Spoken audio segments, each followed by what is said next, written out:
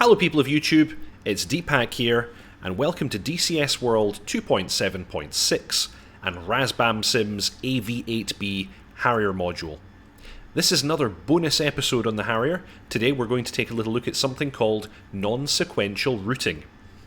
So in the Harrier you have three different routing modes available to you, although in fact the third one is not currently enabled.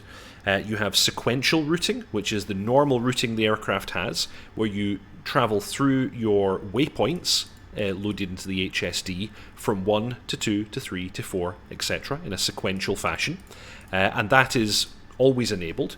But you also have this mode called non-sequential routing. Non-sequential routing allows you to create a flight plan that is not necessarily in order, and it also does not necessarily just have to involve waypoints.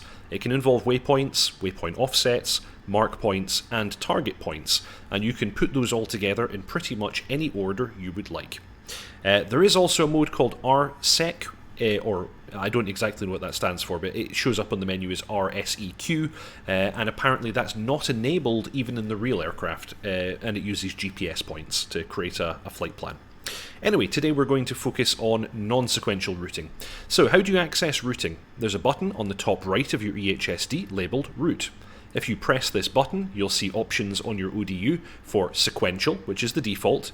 Normally the middle one will say non-sequential, but it has to be programmed first. And then the bottom one NSEQ, which is currently non-functional. We're currently in SEQ mode. We can unbox routes just now just to come out of that. So we need to program non-sequential. We need to tell the aircraft what order we want to fly some waypoints in. I have a planned non-sequential route that I want to do. I want to fly an ingress. You always set up a non-sequential routing with an ingress and an egress. The ingress, the last point that you define on the ingress, will be considered the target point. If that last point is a waypoint with a waypoint offset, it will in fact be the waypoint offset which is considered the target point. It's quite common in flights of Harriers for them to have a shared target waypoint, but each individual aircraft is then assigned an offset from that target waypoint. You know, it's a way of assigning them individual targets basically. So in any case, we're going to fly an ingress which is waypoint 4, mark point 1, and then the offset of waypoint 6.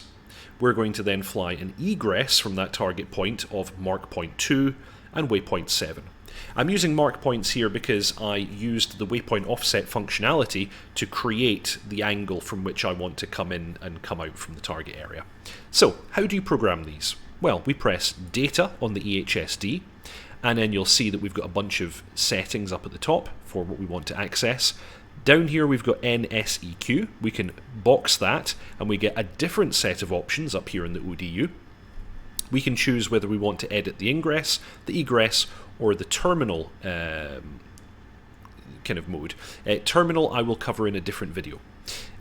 Ingress, we select that first. It shows a 0 on the UFC, letting us know that we do not currently have anything programmed for an ingress.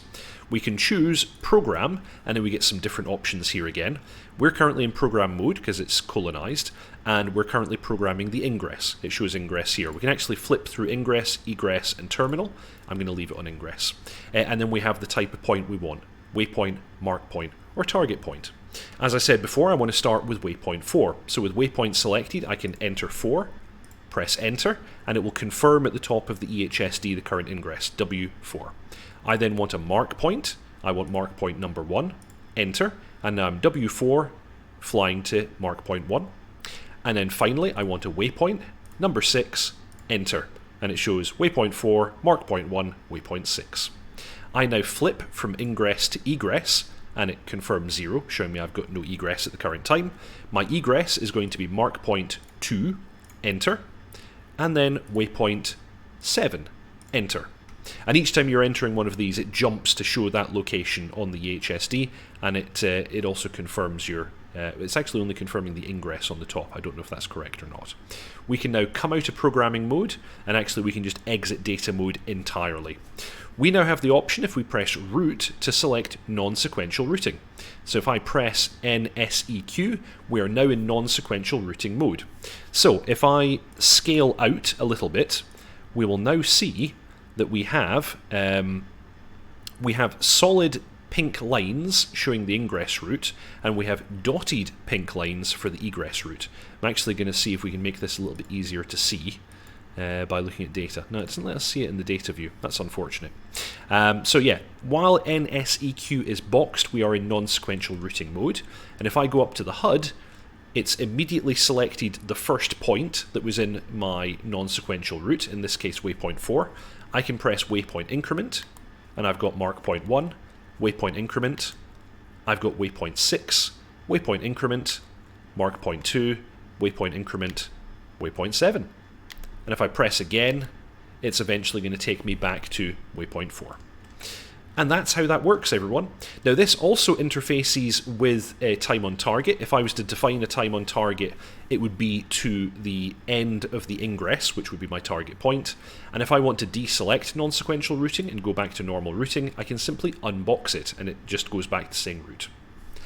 I hope that you all enjoyed that. If you haven't already, please subscribe, like, and comment, and I'll see you all next time.